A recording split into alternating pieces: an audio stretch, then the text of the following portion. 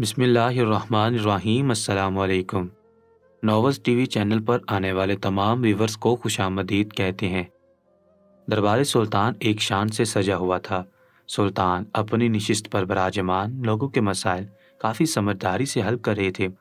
آج کا دن عام دنوں سے مختلف تھا۔ آج کے روز محض پیشی کا دن تھا، یعنی جن لوگوں کے مسائل کسی وجہ سے حل نہیں کیے گئے تھے، آج محض ان کے مسائل حل کیے جا رہے تھے۔ معمول سے ہٹ کر آج دربار میں کافی گہما گہمی کا عالم تھا۔ سلطان کی زیریک نگاہیں پورے دربار میں گردش کر رہی تھیں۔ ہاں، وہ اپنی نشست پر بالکل خاموش بیٹھے ہوئے تھے، مگر اس کے باوجود وہ ہر ایک کو باغور دیکھ رہے تھے۔ ابھی وہ انہی معاملات میں اٹکے ہوئے تھے کہ اچانک چھوٹا بچہ سلطان کی آواز لگاتا ہوا دربار میں داخل ہوا تھا۔ اس کے پیچھے 3 سپاہی تھے جو اسے پکڑنے کی ہر ممکن کوشش کر رہے تھے، مگر چھوٹے ہونے کے باعث اس کی رفتار حد سے زیادہ تھی۔ وہ سیدھا سلطان کی نشست کے قریب آ گیا تھا اور سیڑھیاں عبور کر کے ان کے بالکل پاس کھڑا ہو گیا تھا، جبکہ وزیر فوراً چوکنا ہوا تھا۔ اس نے اپنی میان سے تلوار بھی نکالی تھی۔ وہ کسی بھی شخص پر سلطان کے حوالے سے بھروسہ نہیں کرتا تھا۔ وہ سلطان سے بے انتہا محبت کرتا تھا۔ آج بھی اس کے دل میں سلطان کے حوالے سے ڈر بیٹھا ہوا تھا۔ ایک روز اسی طرح ایک آدمی دربار میں داخل ہوا تھا، ہمدردی حاصل کر کے سلطان کی نشست کے قریب آ گیا تھا اور سلطان کو سمجھنے کا موقع دیے بغیر ان پر حملہ آور ہو گیا تھا۔ مگر سلطان ایک فرد شناس انسان تھے۔ انہوں نے اس آدمی کا چہرہ دیکھتے ہی اس بات کو بھانپ لیا تھا کہ وہ دکھی نہیں بلکہ دشمن ہے۔ وہ جیسے ہی حملہ کرتا، اس سے پہلے ہی سلطان نے اپنی تلوار سے اس کا سر دھڑ سے جدا کر دیا تھا۔ اسی وجہ سے وزیر ابھی کسی پر بھروسہ نہیں کرتا تھا۔ وہ اپنی تلوار میان سے نکالتا، اس سے پہلے سلطان نے اس کو اشارے سے منع کر دیا تھا۔ تینوں سپاہی پریشان ہو چکے تھے، جبکہ سلطان ان سپاہیوں کی جانب دیکھتے ہوئے تحمل بھرے لہجے میں بولے تھے، آپ تینوں جا سکتے ہیں، ہم اس معاملے کو حل کر لیں گے۔ ان تینوں نے فوراً ہی ادب سے جھک کر سینے پر ہاتھ رکھا تھا اور فوراً پلٹ گئے تھے۔ سلطان اپنے برابر میں کھڑے اس معصوم بچے کو دیکھنے لگے تھے جو سینے پر ہاتھ رکھے گہری گہری سانس لے رہا تھا۔ سلطان نے اس کے سر پر ہاتھ رکھا تھا اور دھیمے لہجے میں بولے تھے، اے چھوٹے بچے، یہ طریقہ کار درست نہیں ہے، مگر ہم آپ کو معاف کرتے ہیں، محض اس لیے کہ آپ نے ہمارے پاس آ کر پناہ تلاش کی ہے۔ ہم آپ کو سزا نہیں دیں گے۔ اس نے سلطان کی جانب دیکھا تھا اور فوراً ہی ان کا ہاتھ تھام لیا تھا۔ تمام درباری اور مشیر اس بچے کو ہی دیکھ رہے تھے۔ اس نے اپنے لب سلطان کے ہاتھ کی پشت پر رکھے تھے اور ان کو دیکھتے ہوئے بولا تھا، باش سلامت، میں کافی دن سے آپ کے پاس آنے کی کوشش کر رہا ہوں، لیکن آپ کے یہ سپاہی مجھے یہاں پہنچنے ہی نہیں دیتے، اس لیے آج میں نے یہ غلط طریقہ آزمایا اور اس چیز کے لیے میں دل سے معافی مانگتا ہوں۔ سلطان اس کے انداز پر دھیما مسکرائے تھے اور اس کی جانب دیکھتے ہوئے بولے، فی الحال آپ نیچے جاؤ اور سامنے کھڑے ہو کر اپنا مسئلہ بتاؤ۔ ہم سے جتنا ہو سکے گا ہم آپ کا مسئلہ حل کرنے کی پوری کوشش کریں گے۔ سلطان تحمل زیادہ لہجے میں بولے تھے۔ اس بچے نے اس بات میں سر ہلایا تھا اور سلطان کے حکم پر فوراً نیچے چلا گیا تھا۔ تمام درباری اور مشیر مسکراہٹ کے ساتھ اس بچے کو ہی دیکھ رہے تھے۔ آج سے پہلے کسی نے بھی ایسا شرارتی بچہ نہیں دیکھا تھا۔ وہ سلطان کی طرف دیکھتے ہوئے بلند آواز میں بولا، باش سلامت، میرا نام ابو بکر ہے، میں ایک یتیم بچہ ہوں، آپ کے ہی یتیم خانے میں رہتا ہوں، لیکن مجھے ایک شکایت ہے۔ سلطان نے سر کو ہلکی جنبش دی تھی۔ بچہ مزید بولا، آپ کے یتیم خانے میں ہم بچوں کے ساتھ بہت بدسلوکی کی جاتی ہے۔ آپ کے یتیم خانے کی انتظامیہ بالکل بھی اچھی نہیں ہے۔ وہ بے انتہا معصومیت سے بول رہا تھا۔ سلطان کے ماتھے پر بل پڑے تھے اور وہ اس بچے کو دیکھتے ہوئے دھیمے لہجے میں بولے تھے، کیا مطلب ہے آپ کا؟ آخر آپ کے ساتھ کون سا مسئلہ پیش آ گیا کہ انتظامیہ نے آپ پر ہاتھ اٹھایا ہے؟ اس بچے نے فوراً سر اس بات میں ہلایا تھا اور سلطان کی جانب دیکھتے ہوئے پریشان لہجے میں بولا تھا، باش سلامت، آپ کے یتیم خانے کی انتظامیہ بے انتہا بری ہے۔ وہ بچوں کو کھانا نہیں دیتی، ہم سے جانوروں کی طرح کام کرواتی ہے، اور جب کوئی بچہ باغی ہو جاتا ہے، سامنے سے کھڑے ہو کر لڑائی کرتا ہے، تو انڈے سے مارتے ہوئے کہتے ہیں کہ تم یتیم ہو، تمہارے سر پر کوئی نہیں ہے، اس لیے اپنے لب سی لو اور جو ہم کہتے ہیں اس پر ہی غور کرو۔ لیکن سلطان معظم، جس روز آپ نے وہ یتیم خانہ بنایا تھا، اس روز آپ نے سب بچوں سے بولا تھا کہ آپ ہم سب کے سربراہ ہیں، تو پھر ہمارے سرپرست تو آپ ہوئے، پھر بھی آپ کی موجودگی میں ہمارے ساتھ ایسی ناانصافی کیوں ہوتی ہے؟ سلطان اس بچے کی بات سن کر چپ ہو گئے تھے۔ ان کے پاس جواب دینے کے لیے کوئی لفظ نہیں تھا۔ انہیں بے انتہا غصہ آ رہا تھا۔ نہ جانے کون تھا ان کی انتظامیہ میں ایسا شخص جو معصوم بچوں پر ہاتھ اٹھا رہا تھا۔ انہوں نے سوچ لیا تھا کہ وہ یتیم خانے جا کر لازمی اس حوالے سے معلومات اکٹھا کریں گے اور جو بھی وہ شخص ہوگا اس کو عبرتناک سزا دیں گے تاکہ مزید لوگ ایسا کام کرنے سے گریز کریں۔ انہوں نے اس بچے کی جانب دیکھا تھا اور تسلی بخش لہجے میں بولے تھے، آج ہم کافی مصروف ہیں، آج پیشی کا دن ہے، اس لیے ہمارے پاس بالکل بھی وقت نہیں ہے، ورنہ ہم لازمی آپ کے ساتھ خود یتیم خانے جاتے اور وہاں کے انتظامیہ کی اچھی طرح جانچ پڑتال کرتے۔ فی الحال کے لیے آپ چلے جاؤ اور اپنا کام کرو، میں جلد آپ سے ملاقات کرتا ہوں۔ ابو بکر مسکرایا تھا اور فوراً سلطان کے پاس بھاگ کر آیا۔ ان کا ہاتھ اپنے ہاتھوں میں لیا تھا اور مسکراتے ہوئے اپنے لب ان کی ہتھیلی کی پشت پر رکھے تھے، ہاتھ چوم کر عقیدت سے آنکھوں سے لگایا تھا اور سلطان کی جانب دیکھتے ہوئے بولا تھا، بادشاہ سلامت، آپ کی مثال نہیں ہے، آپ بہت اچھے انسان ہیں، اللہ آپ کا حامی و ناصر ہو۔ وہ یہ کہتے ہی دوڑ گیا تھا، جبکہ سلطان نے مسکرا کر ابو بکر کی پشت کو غور سے دیکھا تھا۔ انہیں یہ بچہ بہت پسند آیا تھا اور وہ اس کا مسئلہ حل کرنے کے بارے میں سوچ چکے تھے۔ فوراً سے ہی قاضی صاحب اپنی جگہ پر کھڑے ہوئے تھے اور اعلانیہ اگلے فریادی کو دربار میں آنے کی دعوت دی تھی۔ آج کا دن کافی تھکا دینے والا تھا۔ عموماً سلطان کا دربار زوال کے وقت اختتام ہو جاتا تھا، لیکن آج مسائل زیادہ ہونے کے باعث زوال کے بعد بھی سلطان نے دربار لگایا تھا اور تقریباً عصر کے وقت سلطان فارغ ہوئے تھے۔ انہوں نے گہری سانس ہوا کے سپرد کی تھی۔ بیٹھے رہنے کے باعث ان کی کمر بھی اکڑ گئی تھی۔ انہوں نے آسمان کی جانب دیکھا تھا اور اللہ کو حاضر ناظر جان کر بولے تھے، یا رب العالمین، میرا تیرے علاوہ اور کوئی نہیں ہے، یا اللہ مجھے ہمت بخش تاکہ میں اپنی عوام کی خدمت کر سکوں، مجھے اتنی جلدی نہیں تھکنا، میں آگے جانا چاہتا ہوں۔ یہ بول کر انہوں نے بلند آواز میں اللہ اکبر کی صدا لگائی تھی اور اپنے مخصوص کمرے کی طرف چل پڑے تھے۔ ان کی عادت میں شمار تھا، ہر دربار کے بعد وہ ضرور اپنے حق میں اور اپنی رعایا کے حق میں دعا کرتے تھے اور پھر اللہ اکبر کی صدا لگا کر اپنے مخصوص کمرے کی طرف گامزن ہو جاتے تھے۔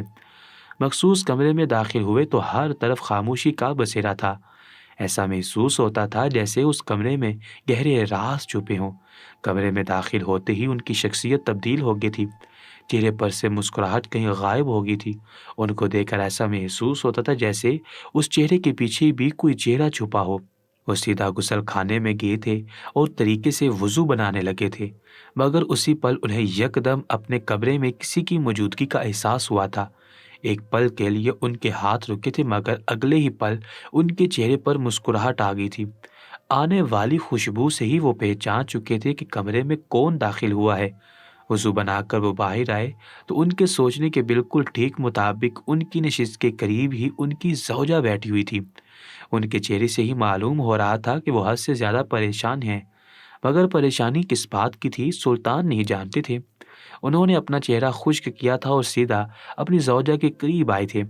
ان کی زوجہ جو اپنے ہی دھیان میں بیٹھی ہوئی تھی، یکدم سلطان کے قریب آ جانے پر ہڑبڑا کر اپنی جگہ سے کھڑی ہوئی تھی اور اپنے سینے پر ہاتھ رکھتے ہوئے بولی تھی، اللہ کی پناہ بادشاہ سلامت، آپ نے ہمیں ڈرا دیا۔ جبکہ سلطان دھیما مسکرائے تھے اور اپنی زوجہ کی جانب دیکھتے ہوئے بولے، ہم نے آپ کو کہاں ڈرایا، ہم تو آپ کے پاس آئے تھے، آپ ہی ہمارے وجود سے ڈر گئیں۔ آخر ایسا کیا سوچ رہی ہیں جو آپ کے ماتھے پر شکن پڑے ہوئے ہیں؟ وہ ان کے ماتھے پر آئی ہوئی لکیریں کو سیدھا کرتے ہوئے محبت سے چور لہجے میں بولے تھے، جبکہ ان کی زوجہ ان کی جانب دیکھتے ہوئے بے ساختہ بولی تھی، بادشاہ سلامت، ہم حد سے زیادہ پریشان ہیں، رات تک کا انتظار نہیں کر سکتے تھے، اسی لیے آپ کے مخصوص کمرے میں چلے آئے، اگر آپ کو پریشانی ہوئی ہے تو معاف کریے گا، وہ دھیمے لہجے میں بولی تھی۔ سلطان کی عادت میں شمار تھا صبح سویرے جب وہ دربار کے لیے نکلتے تھے تو اپنے تمام ذاتی کام پیچھے چھوڑ دیتے تھے اور رات کے وقت ہی جب خوابگاہ میں داخل ہوتے تھے تب ہی اپنے تمام ذاتی کام پر توجہ دیتے تھے۔ انہوں نے سرنفی میں ہلایا تھا اور ملکہ کی جانب دیکھتے ہوئے بولے تھے، ہاں آپ نے ہمیں پریشان کیا ہے، لیکن بعض اوقات ایسی پریشانی ہمیں قبول ہے۔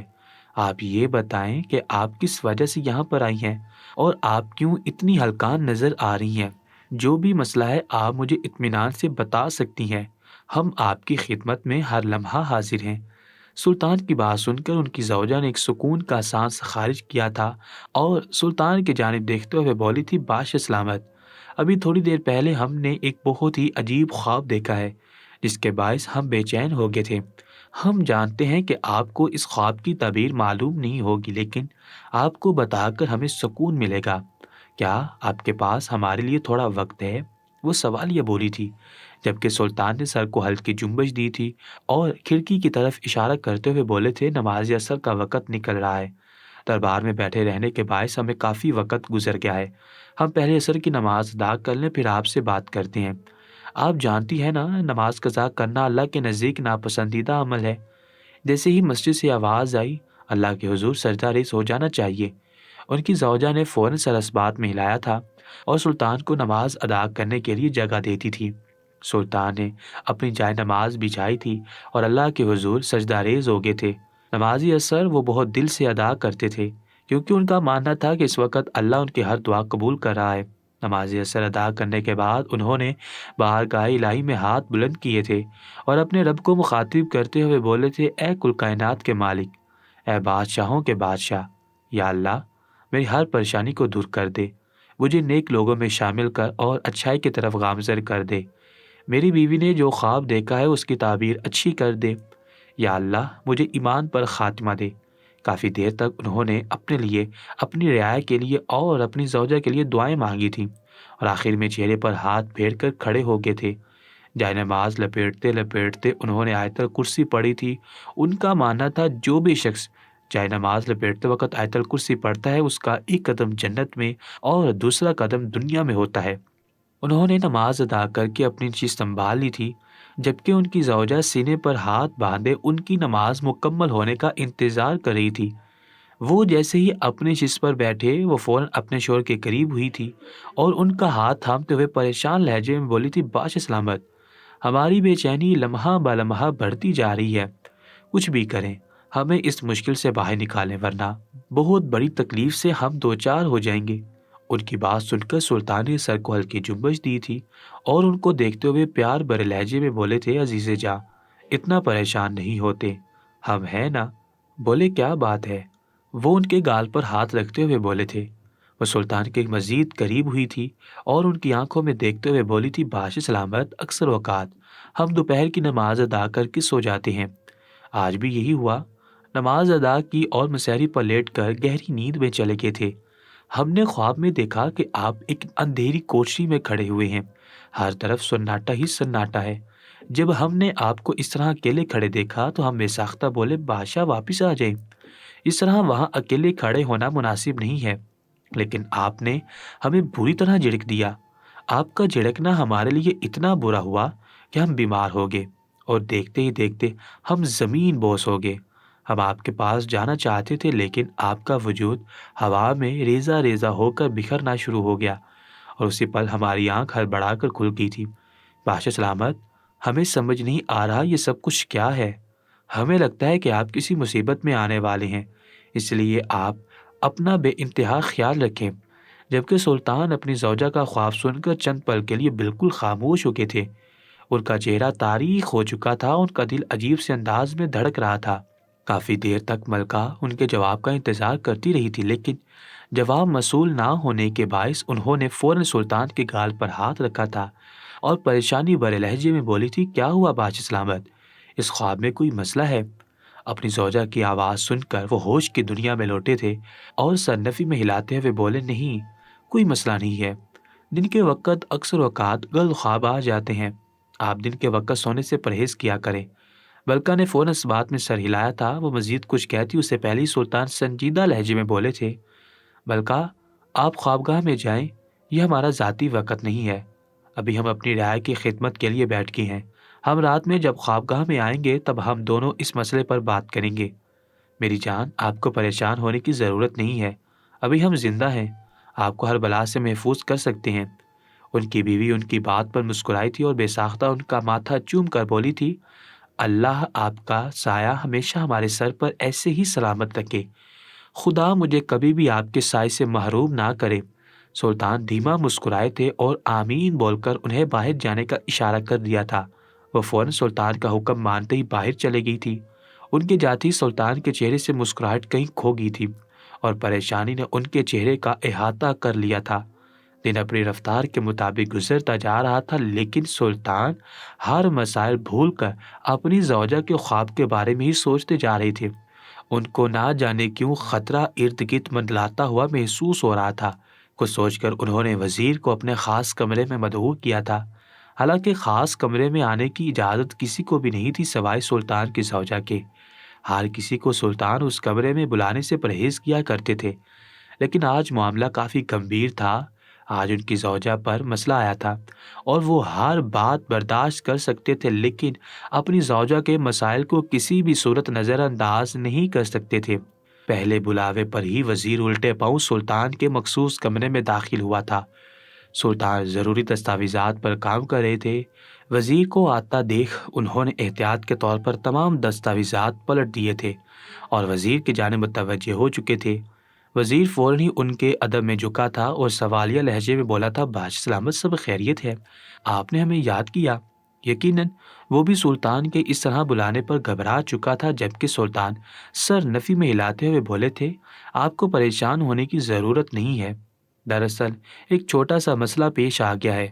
ہمیں نجومی کی ضرورت ہے۔ آپ فوراً نجومی کا انتظام کریں اور ہمارے مخصوص کمرے میں لے کر آئیں۔ دراصل ہمیں خواب کی تعبیر جانی ہے۔ وزیر نے حیران ہو کر بادشاہ کو دیکھا تھا، کیونکہ سلطان کبھی بھی کسی بھی نجومی کو زیادہ اہمیت نہیں دیتے تھے۔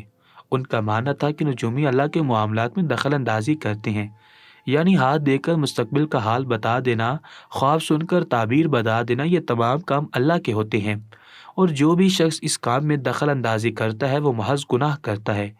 لیکن آج سلطان کی بات سن کر وزیر کے ماتھے پر شکن آئے تھے اور وہ حیران کن لہجے میں بولا تھا، بادشاہ سلامت، نجومی اور آپ؟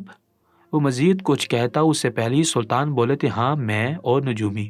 آپ کو مزید سوالات کرنے کی ضرورت نہیں ہے۔ ہم کافی پریشانی میں ہیں، اس لیے نجومی کو بلانے کا حکم دے رہے ہیں۔ اس لیے سوال جواب کرنے کی بجائے ہمارے حکم پر غور کریں۔ بادشاہ کی بات سن کر وزیر فوراً شرمندہ ہو گیا تھا اور سر جھکاتے ہوئے بولا تھا، بادشاہ سلامت، معافی چاہتا ہوں، میری کیا مجال کہ میں آپ سے سوالات کروں، اگر ہو سکے تو گستاخی معاف۔ سلطان نے سر کو ہلکی جنبش دی تھی اور دروازے کی طرف اشارہ کرتے ہوئے بولے تھے، مغرب کی اذان سے پہلے نجومی کو لے کر آؤ، مسئلہ کافی بڑا ہے۔ بادشاہ کی بات سن کر وزیر فوراً ہی کمرے سے نکل گیا تھا۔ وہ جان چکا تھا کہ مسئلہ واقعی گمبھیر ہے، ورنہ سلطان کبھی بھی اس طرح برتاؤ نہیں کرتے ہیں۔ اس نے فوراً ہی اپنے اثر و رسوخ سے ایک بہترین نجومی کا انتظام کر لیا تھا اور چند ہی پل بعد سلطان کے سامنے ایک نجومی کے ساتھ پیش ہو گیا تھا۔ سلطان اس کے انداز پر دھیما مسکرائے تھے۔ ان کو معلوم تھا ان کا وزیر ان سے کتنی محبت کرتا ہے۔ انہوں نے وزیر کو دیکھ کر اس کا شکریہ ادا کیا تھا، جبکہ وہ فوراً شرمندہ ہوتے ہوئے بولا تھا، نہیں نہیں بادشاہ سلامت، یہ ہمارا فرض ہے۔ ہم ایک بار پھر آپ سے معافی چاہتے ہیں کہ ہم نے آپ سے سوال کیا۔ جبکہ سلطان نے سر نفی میں ہلایا تھا اور انہیں باہر جانے کا اشارہ کر دیا تھا۔ کمرے میں اب محض سلطان اور وہ نجومی ہی موجود تھے۔ نہ جانے کیوں سلطان کو خواب سننے کے بعد بالکل بھی اچھا محسوس نہیں ہو رہا تھا۔ وہ کبھی بھی کسی نجومی کو نہیں بلاتے تھے، لیکن آج معاملہ کافی خراب محسوس ہو رہا تھا۔ سلطان نے دھیرے دھیرے اس نجومی کو پورا خواب حرف بحرف سنا دیا تھا، جبکہ وہ نجومی چند پل کے لیے خاموش ہو گیا تھا اور اپنی انگلیوں پر نہ جانے کیا کرنے لگا تھا۔ سلطان اس نجومی کو بہت غور سے دیکھ رہے تھے۔ اس کی ہر حرکت سلطان کو عجیب لگ رہی تھی۔ تھوڑی دیر بعد اس نے سلطان کی جانب دیکھا تھا اور پھر جو بات اس نے سلطان کو بتائی تھی وہ سن کر ان کے قدموں تلے زمین نکل گئی تھی۔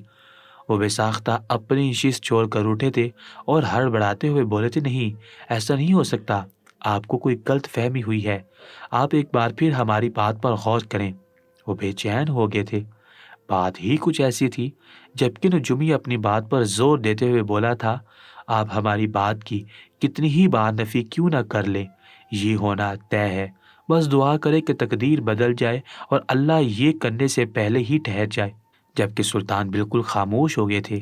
نجومی خواب کی تعبیر بتا کر جا چکا تھا اور سلطان کو ایک گہری سوچ میں ڈال گیا تھا۔ وقت دھیرے دھیرے گزرنے لگا تھا۔ سلطان ہر معاملے میں کافی احتیاط کر رہے تھے، ہر ایک سے بات کرتے ہوئے 100 بار سوچ رہے تھے اور اپنی بیوی کا حد سے زیادہ خیال رکھ رہے تھے۔ تقریباً 2 بار وہ خوابگاہ جاتے تھے اور اپنی بیوی سے ان کا حال دریافت کرتے تھے۔ وزیر بھی ان کی بے چینی سے کافی پریشان تھا اور کئی بار ان سے پوچھ بھی چکا تھا کہ بادشاہ سلامت سب خیریت ہے، مگر وہ بالکل چپ تھے اور ان کی چپ ہر ایک کو ہلکان کر چکی تھی۔ دن اپنی رفتار کے مطابق گزرتے جا رہے تھے۔ دربار میں 2 سے 3 لوگوں نے سلطان کے پاس آ کر یہ شکایت درج کروائی تھی کہ بازار میں کچھ لوگ ہیرا پھیری کر رہے ہیں، جس کے باعث غریب دکاندار بدنام ہو رہے ہیں۔ آپ سے التماس ہے کہ آپ ایک بار بازار کا چکر ضرور لگائیں اور ایسے لوگوں کو بھرے بازار میں سزا دیں۔ سلطان پہلی شکایت پر تو اس بات کو نظر انداز کر کے تھے، لیکن دوسری اور پھر تیسری کے بعد انہوں نے طے کیا تھا کہ وہ عام لباس میں ایک بار بازار کا چکر ضرور لگائیں گے، تاکہ معلوم ہو سکے آخر کون ہیں وہ لوگ جو سلطان کی سلطنت میں ایسا کام کر رہے ہیں۔ صبح سویرے ہی انہوں نے اپنا لباس تبدیل کر لیا تھا۔ شاہی لباس کی بجائے انہوں نے ایک عام سفید لباس زیب تن کیا تھا۔ سر پر شاہی پگڑی پہننے کے بجائے انہوں نے محض ایک معمولی سی ٹوپی پہن لی تھی اور ایک مردانہ کالی چادر گلے میں ڈال کر اپنے وزیر کے ہمراہ بازار کی طرف چل پڑے تھے۔ ان کا وزیر بے انتہا خوش تھا، کیونکہ سلطان کی عادت میں شمار تھا جب بھی وہ کسی مسئلے کی وجہ سے باہر جاتے تھے تو اپنے سپاہی اور وزیر میں سے کسی کو بھی ساتھ نہیں لے کر جاتے تھے۔ ان کا ماننا تھا اگر خدا نہ خواستہ اس مسئلے کی وجہ سے کسی نے ان پر حملہ کر دیا تو بے وجہ ان کا کوئی سپاہی یا وزیر راستے میں آ گیا تو اس کی موت ہو سکتی ہے، اور سلطان بے انتہا نرم دل تھے۔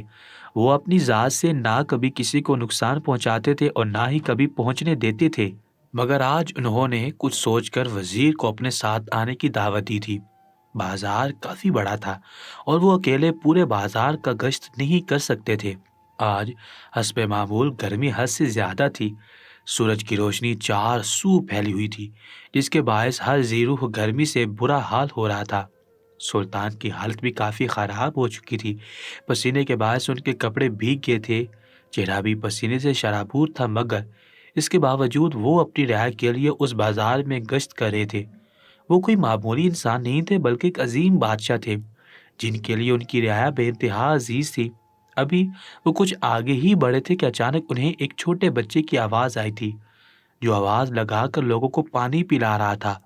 سلطان حیران ہو گئے تھے۔ انہوں نے جیسے ہی مڑ کر دیکھا تو اپنی جگہ پر ساخت ہو چکے تھے۔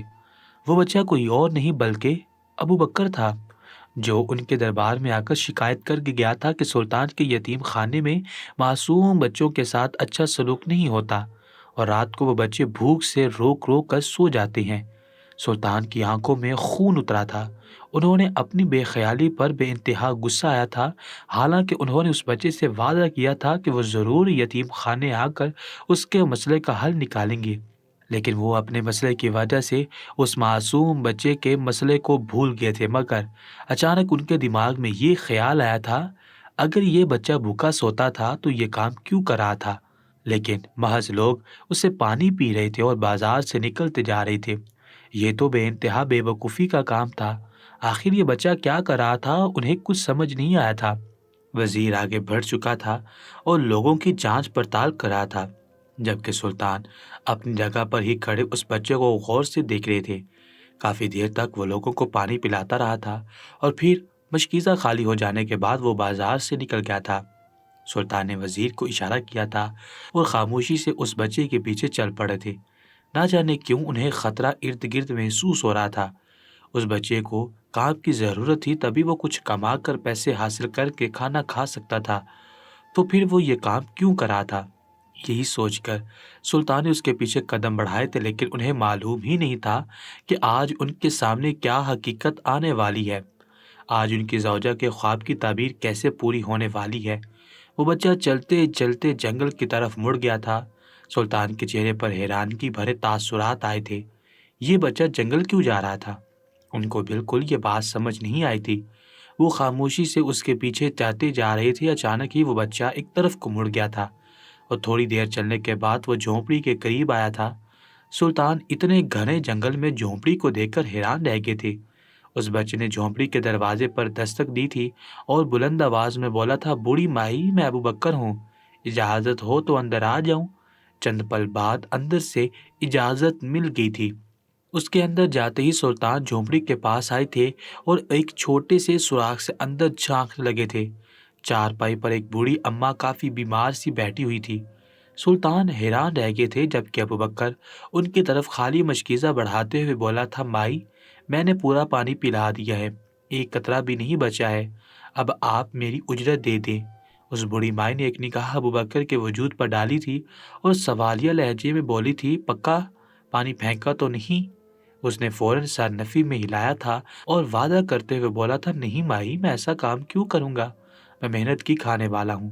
میرے بادشاہ سلامت کہتے ہیں، حلال انسان کو ہمیشہ سکون دیتا ہے اور حرام انسان کو ہمیشہ ذلت بخشتا ہے۔ جبکہ اس بوڑھی مائی نے مسکرا کر سر اس بات میں ہلایا تھا اور اپنے پاس رکھے ہوئے 2 دینار اس کی طرف بڑھاتے ہوئے بولی تھی، کل بھی وقت سے آ جانا، دیر کی تو میں تمہیں کام پر نہیں رکھوں گی۔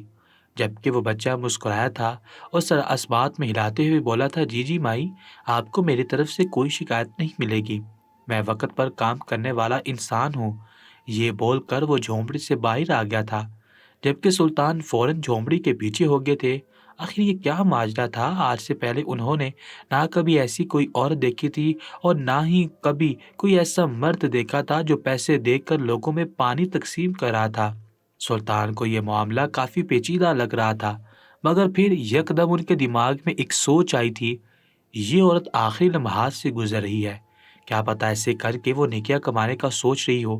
مگر سلطان اس بات کو قبول نہیں کر پا رہے تھے، نہ جانے کیوں انہیں گڑبڑ کا احساس ہو رہا تھا۔ وہ سیدھا محل آگے تھے اور اپنے مخصوص کمرے میں بیٹھے اپنے کام میں مشغول ہو گئے تھے۔ ان کی سمجھ سے سب کچھ بالا تر تھا، وہ اپنا دماغ کام میں لگانا چاہتے تھے، لیکن مسلسل اس بوڑھی عورت کے بارے میں ہی سوچتے جا رہے تھے جو ان کو حیران کر چکی تھی۔ وقت گزرتا جا رہا تھا، لیکن سلطان اس بات کو تسلیم ہی نہیں کر پائے تھے کہ یہ کام محض نیکی کے لیے کیا جا رہا ہے۔ اور پھر وہ معصوم ابوبکر کے بارے میں سوچتے تو ان کا دل کانپ اٹھتا تھا، کہیں وہ کچھ غلط کام میں ملوث تو نہیں ہو گیا ہے۔ وہ بادشاہ تھے، ہر حالات کو سمجھتے تھے، اگر ان کی جگہ کوئی اور آدمی ہوتا تو کبھی بھی اس معاملے کو اتنی گہرائی سے نہ سوچتا، بلکہ نظر انداز کر کے آگے بڑھ جاتا۔ لیکن وہ سلطان تھے، ہر چیز کو سمجھ کر حل کرنے والے۔ ابھی کچھ دیر ہی گزری تھی جب دروازے پر ہلکی دستک دے کر وزیر اندر داخل ہوا تھا اور سلطان کو اپنے سامنے صحیح سلامت دیکھ کر اس نے اسی پل شکر کا سانس خارج کیا تھا اور ان کو دیکھتے ہوئے بے چین لہجے میں بولا تھا، بادشاہ سلامت، آپ نے ہمیں آج دوپہر پریشان کر دیا، ہم ہلکان ہو گئے تھے کہ آپ کہاں پر گئی ہیں۔ اگر اس طرح جانا ہوتا ہے تو آپ ہمیں اطلاع کر دیا کریں، ہم آپ کی طرف سے ہمیشہ پریشان رہتے ہیں۔ آپ کو نہیں معلوم کتنے دشمن ہمیشہ گھات لگائے بیٹھے رہتے ہیں کہ آپ اکیلے میں ملیں اور فوراً ہی آپ کو قتل کر دیں۔ جبکہ سلطان نے خاموش نگاہ وزیر کے وجود پر ڈالی تھی اور پھر کچھ سوچ کر وہ جو دے کر آئے تھے تمام حالات ان کے گوش گزار کر دیا تھا۔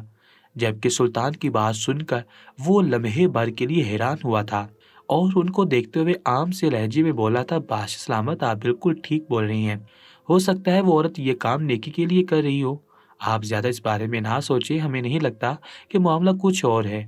جبکہ سلطان چپ ہو گئے تھے، انہوں نے وزیر کی بات سن کر جواب نہیں دیا تھا، بلکہ بازار کے معاملے کے بارے میں بات کرنا شروع کر چکے تھے۔ انہوں نے فی الحال کے لیے اس بوڑھی عورت کے مسئلے کو ایک طرف رکھ دیا تھا، لیکن جیسے جیسے وقت گزرتا گیا تھا ان کا دماغ کام کرنا چھوڑ چکا تھا۔ نماز عشاء ادا کرنے کے بعد انہوں نے فیصلہ کر لیا تھا وہ مزید محل میں ٹھہر کر اس بارے میں سوچ کر ہلکان نہیں ہو سکتے تھے۔ انہوں نے فوراً ہی اپنا بھیس تبدیل کیا تھا اور تلوار اپنے بھیس کے نیچے چھپا کر وہ سیدھا جنگل کی طرف بڑھ گئے تھے۔ اگر ان کی جگہ کوئی اور شخص ہوتا تو کبھی بھی یہ قدم نہیں اٹھاتا، کیونکہ ہر ایک کو ہی معلوم ہوتا ہے رات کے پہر جنگل میں آسیب ہوتے ہیں اور جنگلی جانور بھی موجود ہوتے ہیں، کوئی بھی اس پہر جنگل میں محفوظ نہیں ہوتا۔ لیکن وہ سلطان تھے، ہر مسائل کے آگے ڈٹ کر کھڑے ہو جانے والے، اس لیے وہ اپنا ہر ڈر پیچھے چھوڑ کر جنگل کی حدود میں داخل ہو گئے تھے۔ دور دراز سے کتے بھونکنے کی آواز آ رہی تھی جو ماحول کو وحشت زدہ بنا رہی تھی۔ ایک پل کے لیے سلطان کو ہیبت ہوئی تھی اور وہ خوف سے لرز اٹھے تھے، لیکن انہوں نے فوراً ہی اللہ کا نام لینا شروع کر دیا تھا۔ وہ اللہ پر یقین رکھنے والے انسان تھے، کسی بھی مصیبت میں آتے تھے تو اپنے رب کو یاد کرتے تھے۔ وہ قدم با قدم چلتے جا رہے تھے، ان کے ہاتھ میں آگ تھی جس کے ذریعے وہ آگے کا راستہ تلاش کرے تھے۔ ان کا قدم من بھاری ہو رہا تھا اور وہ دل ہی دل میں دعا کر رہے تھے کہ جیسا وہ سوچ رہے ہیں ایسا حقیقت مر ببری نہ ہو۔ لیکن ان کو معلوم ہی نہیں تھا کہ آج ان کی آنکھوں کے سامنے کیا آنے والا ہے، آج وہ کیسے سچ سے آراستہ ہونے والے ہیں، آج ان کی بیوی کے خواب کی تعبیر کس طرح ملنے والی ہے، اس نجومی کی بات کس طرح سچ ہونے والی ہے۔ چند قدم کے بعد وہ جھونپڑی کے قریب پہنچ گئے تھے۔ جھونپڑی میں سے سرگوشی کی آواز آ رہی تھی اور اس سرگوشی میں مردوں کی آواز بھی شامل تھی۔ سلطان قریب تر ہو کر جھونپڑی میں سے آتی ہوئی آوازوں کو سننے لگے تھے۔ ان کو یقین ہی آ رہا تھا کسی بوڑھی عورت کی جھونپڑی میں مرد بھی ہو سکتے ہیں۔ وہ عورت ان مردوں کو دیکھتے ہوئے بولی تھی، آج تم لوگوں نے آنے میں بہت دیر کر دی ہے، اگر بر وقت تم لوگ نہیں پہنچتے تو مسئلہ خراب ہو سکتا تھا، تمہاری وجہ سے آج میں مصیبت میں آ سکتی تھی، یہ میرے ساتھ نہیں چلے گا، اگر تم لوگ اس طرح ہی لاپرواہی کرنے کا ارادہ رکھتے ہو تو میں تم لوگوں کو اپنے پاس ملازمت پر نہیں رکھوں گی۔ میرا ایک اصول ہے، کام کے وقت میں محض پیشہ ورانہ انسان کو ہی پسند کرتی ہوں اور جو بھی شخص کام کو دل سے نہیں کرتا اس کو نکال دیتی ہوں۔ جبکہ ایک آدمی فوراً بولا تھا، مائی ہم جلد ہی آنے کی کوشش کر رہے تھے لیکن ہمیں خبر ملی تھی کہ بادشاہ بازار آنے والے ہیں، اسی لیے ہم ٹھہر گئے تھے تاکہ اگر کوئی مسئلہ ہو تو ہم معاملات سنبھال لیں۔ سلطان کے ماتھے پر شکن آئے تھے، بھلا یہ لوگ کون تھے جن کے پاس یہ اطلاع بھی پہنچ گئی تھی کہ سلطان محل سے نکل کر بازار کی طرف جانے والے ہیں؟ وہ مزید غور سے سننے لگے تھے اور جیسے جیسے وہ بوڑھی عورت بولتی گئی ان کے 14 طبق روشن ہو گئے تھے۔ انہوں نے خواب و خیال میں بھی نہیں سوچا تھا کہ جو وہ سن رہے ہیں وہ حقیقت پر مبنی ہے۔ انہوں نے بے ساختہ جھونپڑی کا دروازہ کھولا، سامنے کا منظر دیکھ ان کا غصہ سوانیزے پر پہنچا تھا، لمحوں میں ان کی تلوار چمکی تھی اور بے ساختہ انہوں نے اپنے قدم اس بوڑھی عورت کی جانب بڑھائے تھے جو ایک اجنبی کو اپنے سامنے دیکھ کر حیران تھی۔ انہوں نے بنا سوچے سمجھے اس بوڑھی عورت کے 2 ٹکڑے کر دیے تھے اور اسی پل ان دونوں آدمیوں کے سر بھی قلم کر چکے تھے۔ ان کو یقین نہیں آ رہا تھا جو وہ سن چکے ہیں وہ حقیقت پر مبنی ہے۔ دراصل وہ عورت کوئی معمولی عورت نہیں تھی بلکہ وہ ابو بکر کو پانی کا مشکیزہ دے کر لوگوں کو گمراہ کر رہی تھی۔ اس پانی میں بے ہوشی کی جڑی بوٹی موجود تھی، جو بھی شخص وہ پانی پیتا آدھے راستے چلنے کے بعد ہی بے ہوش ہو جاتا تھا۔ بازار سے گزرنے والا راستہ کافی سنسان تھا، جہاں پر یہ بوڑھی عورت ان 2 مردوں کے ساتھ کھڑی ہو کر عوام کو لوٹ رہی تھی اور کئی لڑکیوں کے ساتھ نازیبا حرکتیں بھی کروا رہی تھی جس کے ذریعے اس کو بھاری اجرت مل رہی تھی۔ جھونپڑی میں رہنے کی وجہ بھی ایک ہی تھی تاکہ وہ کسی کی نظروں میں نہ آ سکے۔ سلطان کا دماغ گھوم گیا تھا، انہوں نے کبھی خواب و خیال میں بھی نہیں سوچا تھا کہ وہ جو سن چکے ہیں وہ حقیقت پر مبنی ہے۔ اس نجومی کی بات سچ ثابت ہو گئی تھی، خدا نے ان کی تمام دعائیں سن لی تھی۔ اس نجومی کا کہنا تھا کہ آپ کی بیوی جلد ایک بہت بڑے دھوکے میں مبتلا ہونے والی ہے، ان کے ساتھ کوئی غلط کاری کرنے والا ہے اور آپ محض یہ سب ہوتا ہوا دیکھیں گے اور کچھ نہیں کر پائیں گے۔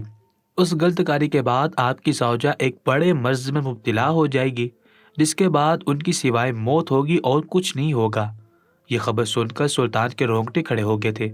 وہ اپنی بیوی سے بے انتہا محبت کرتے تھے، ان کے بغیر رہنا ان کے بس سے باہر تھا۔ رات کو خوابگاہ جانے کے بعد وہ ہر لمحہ اپنی بیوی کو ہی دیکھتے رہے تھے اور اب نجومی کی بات سن کر ان کی سانس تک رک گئی تھی۔ وہ ہر نماز میں اپنی بیوی کے لیے دعائیں مانگ رہے تھے اور بے شک دعاؤں میں اتنی طاقت ہے کہ رب العالمین تقدیر بدلنے پر قادر ہے۔ انہوں نے محل آتے ہی سجدہ شکر کیا تھا اور اپنا ہاتھ بارگاہ الہی میں بلند کر کے وہ تکلیف سے رو پڑے تھے۔ ان کو سمجھ نہیں آ رہا تھا وہ اللہ تعالیٰ کا کس طرح شکر ادا کرے، انہیں سمجھ آ گئی تھی بے شک رب ہر چیز پر قادر ہے۔ انہوں نے اسی پل ہر ایسے کام سے توبہ کی تھی جو اللہ کو ناپسند ہو۔ انہوں نے توبہ کی تھی کہ وہ کسی بھی نجومی سے مستقبل کا حال نہیں پوچھیں گے اور نہ ہی خواب کی تعبیر جاننے کی کوشش کریں گے، کیونکہ اللہ ہی ہر شے پر قادر ہے، جو وہ چاہتا ہے وہ کرتا ہے، اس کی ذات میں ہر چیز کی مصدر چھپی ہوئی ہے۔ اگلی صبح ہی سلطان یتیم خانے بھی گئے تھے۔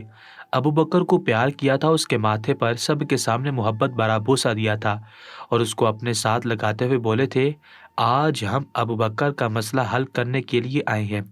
چند ہی پل میں انہوں نے یتیم خانے کے تمام انتظامیہ کو بلا لیا تھا اور ہر ایک کو ملازمت سے نکال کر ایک نئی انتظامیہ کا انتظام کیا تھا، جبکہ تمام بچے خوشی سے نہال ہو کر سلطان کے گلے سے لگ گئے تھے۔ جو کام ان بچوں سے کروائے جا رہے تھے ان کی جگہ ملازم رکھے گئے تھے، ان کی خدمت کے لیے کنیزیں بلائی گئی تھیں۔ وہ ہر یتیم بچے کو اپنا مانتے تھے، کسی کو بھی تکلیف میں مبتلا نہیں دیکھ سکتے تھے۔